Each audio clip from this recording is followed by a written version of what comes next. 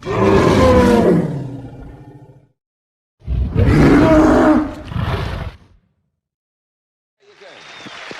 Byner, please. True or false, what we now call bagels were used in primitive fertility rites thousands of years ago in Egypt. Bagels. Yes, this is very true. The bagel has a hole in it so that people could carry it around their necks. With a little string, many of these settlers moved to Bagel Neck, Long Island, which is one of the other things that I thought I'd tell you at this point. Now, the bagel, yes, was used in many fertility rites in many delicatessens across the country. You say that's true. He said it's true. With all that exhortation, I have to agree. No, it's false.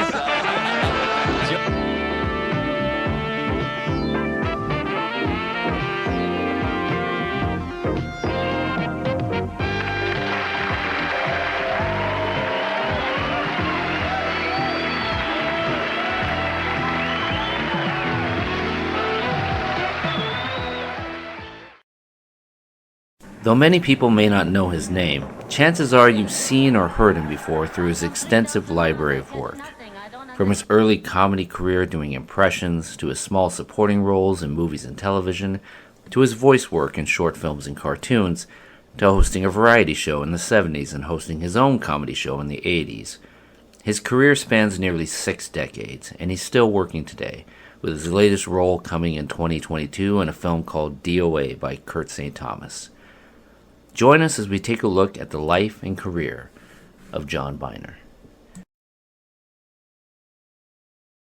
John Byner was born on June 28, 1938, in New York City. His mother, Christina, was a mental hospital attendant, and his father, Michael, was a truck mechanic. He began to show a love of mimicry at the age of 7, where, after seeing the movie Here Comes the Waves, he would imitate its lead actor, Bing Crosby. He moved around a lot as a child, which prompted him to use his gift of imitation as a way to break the ice with other children. At 17, Byner left high school early and joined the Navy, where he attended radio teletype school, all the while continuing to perform comedy.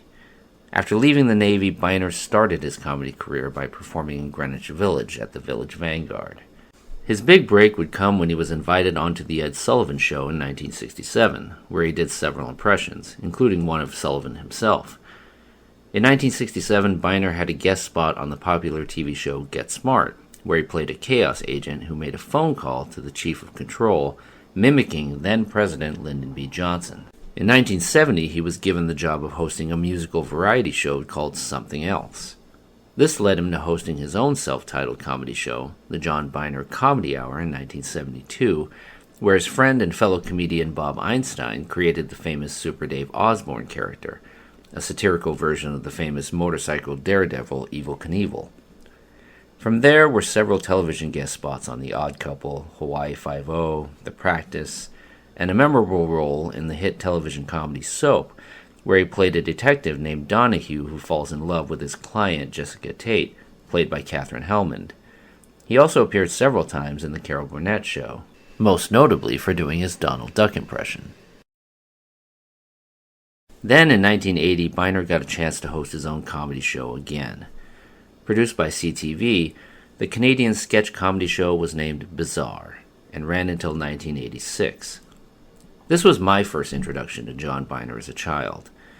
The show was famous for pushing boundaries, breaking the fourth wall, and parodying movies and television shows of the day. The show also brought back the character of Super Dave Osborne from the John Byner Comedy Hour, and gave it both a new life and a newfound popularity as it burst onto the cultural zeitgeist. The show Bizarre is probably what Byner has always been most closely associated with and remembered by, myself included. I consider Bizarre the precursor to edgy shows to come, like In Living Color in the 90s. In 1997, Byner appeared on an episode of Judge Judy as the plaintiff, suing agent Dan Jordan and winning a judgment of $3,500 for Jordan canceling a stand-up comedy show. In 2017, Byner was cast as Patrick Boland on the TV horror anthology series Lore. And in 2020, Byner released his autobiography named 5 Minutes, Mr. Byner, co-written with Douglas Wellman. Now, the quick look we've taken of John Byner here only scratches the surface of the most notable things he's done. There are literally dozens and dozens of other appearances on television, film, and voiceover work that I could list, but this video would go on for a very long time. The point being that though John Byner is not brought up in conversation with A-list movie or television stars or headlining stand-up comedians, his library of impersonations, voiceovers, sketch comedy, supporting acting roles in movies and television is long and tenured in the professional entertainment industry. From The Ant and the Aardvark to Transylvania 65000 to The Love Boat to Married with Children, Silk Stockings, Garfield and Friends, the Pink Panther cartoon. Well, let's just say his work is extensive.